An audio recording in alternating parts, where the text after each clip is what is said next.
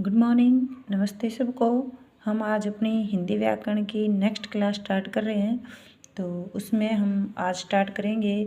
हम कर रहे थे स्वरों का उच्चारण, तो आज स्टार्ट कर रहे हैं यानी जीव के आधार पर स्वरों का उच्चारण स्थान। जीव है उसके आधार पर स्वरों का उच्चारण स्थान किस प्रकार करेंगे। देखो, पहला होता है अग्रस्वर। क्या होता है पहला? अग्रस्वर। अग्रस्वर में कौन कौन से होते हैं? ई ए आई। ई और ई, ए और आई, और ये इनकी संख्या कितनी होती है? 4। दूसरा होता है मध्य स्वर, यानी जीव के जब किसी हम उसको बोलते हैं ना स्वर को, तो अग्रभाग यानी जीभ का अग्रभाग काम करता है ई, ए और आई को बोलने में। ठीक है। मध्य स्वर में कौन सा आता है? ए। ठीक है, मध्य स्वर में क्या आएगा अपना? ए। अगला है पश्च स्वर। ठीक है, क्या है? पश्च स्वर। पश्च स्वर में कौन कौन से होते हैं? आ, उ, बड़ा ऊ, औ, ओ और औ। ठीक है, और इनकी संख्या कितनी होगी? 5। यानी अग्रस्वर, मध्य स्वर और पश्च स्वर। पहला क्या है? अग्रस्वर, ई, ए और आई, और इनकी संख्या कितनी है? 4। अगला आ गया मध्य स्वर, इसमें क्या है? ए। फिर आ गया पश्च स्वर, आ, उ, ओ और औ, इनकी संख्या कितनी है? 5। ठीक है। अब आगे क्या? आगे अलप प्राण। ठीक है, अलप प्राण और महाप्राण। ठीक है, अलप प्राण और महाप्राण।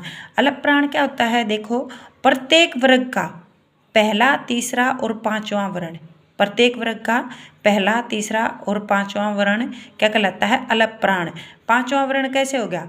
प्रत्येक वर्ग यानी एक वर्ग में कैसे लेकर गे तक, कै, खे, गे, घे और गे। ठीक है, और उसमें कितने हो गए? 5 हो गए ना। तो पहला कै, फिर दूसरा छोड़ दो, खे छोड़ दो, फिर गे, और फिर घे छोड़ के, और फिर गे, वो क्या हो गए?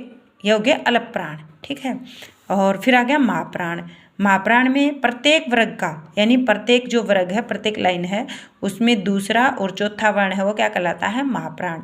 प्रत्येक वर्ग का दूसरा और चौथा वर्ण क्या कहलाएगा? महाप्राण। अलप प्राण में तो पहला, तीसरा और पांचवा, और महाप्राण में दूसरा और चौथा। फिर क्या आ गया? अघोष। अघोष में प्रत्येक वर्ग का पहला और दूसरा वर्ण, पहला और दूसरा वर्ण क्या कहलाएगा?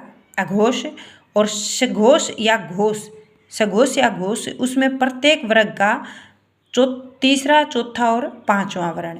ठीक है, यानी देखो, अलप प्राण में तो अलप प्राण था पहला, तीसरा और पांचवा वर्ण अलप प्राण, और दूसरा और चौथा महाप्राण। ठीक है, और अघोष में पहला और दूसरा अघोष, और सघोष या घोष, उसमें तीसरा, चौथा और पांचवा वर्ण क्या कहलाएगा? सघोष कहलाएगा।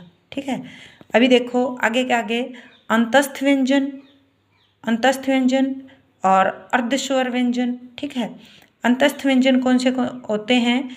य, र, ल, व, और ये अलप प्राण और सघोष होते हैं। य, र, ल, व अंतस्थ व्यंजन हैं। ठीक है, और ये अलप प्राण हैं और सघोष हैं।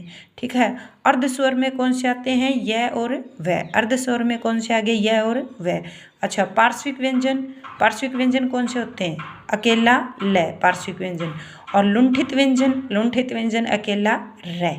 ठीक है, आगे आ गया उष्म या संघर्षी व्यंजन, यानी जिनको बोलते हैं तो मुख से थोड़ी सी उष्मा यानी गर्माहट बाहर आती है, या संघर्षी व्यंजन या जीभ ज़्यादा संघर्ष करती है इनको बोलने के लिए। तो देखो, श, से, है। ठीक है, श, से और है, जिनमें से महाप्राण और अघोष हैं। ठीक है, तथा है क्या है तो महाप्राण, लेकिन क्या है? वो सघोष है।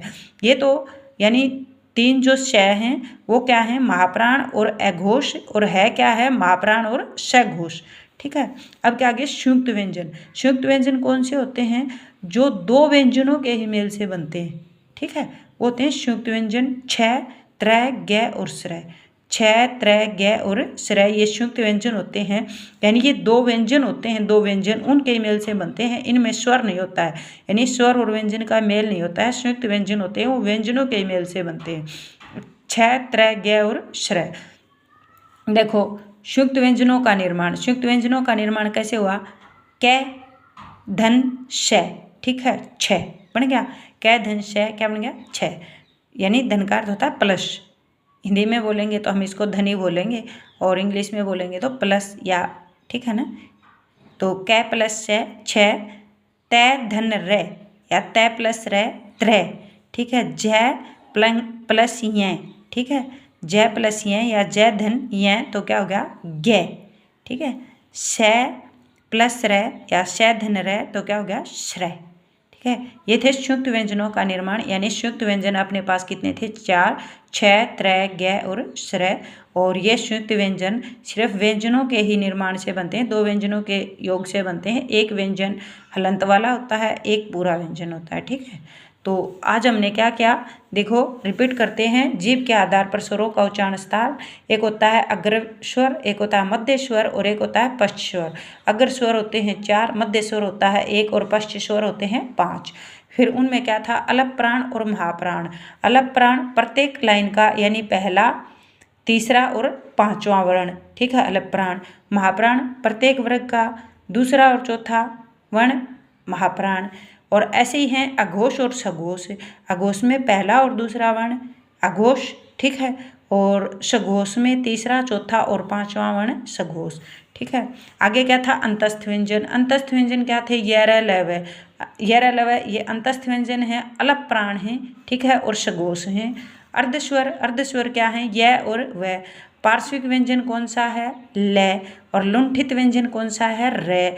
और उत्सम या संघर्षी व्यंजन कौन से हैं श, श, श और है, जिसमें श और श यानी 3 श हैं वो तो महाप्राण सघोष हैं, और है वो है तो महाप्राण, लेकिन सॉरी तीनों श महाप्राण ये हैं, महाप्राण है और अघोष हैं, और है ये महाप्राण है और सघोष है, ठीक है। तो आज ये थे जो अपने स्वर थे, जीभ के आधार पर इनका उच्चारण स्थान था, और संयुक्त व्यंजन किस प्रकार बनते हैं, यानी 4 संयुक्त व्यंजन हैं वो किसके मेल से बनते हैं। तो आज अपनी जो दूसरी क्लास है हिंदी व्याकरण की वो यहीं समाप्त करती हूँ मैं। थैंक यू, धन्यवाद।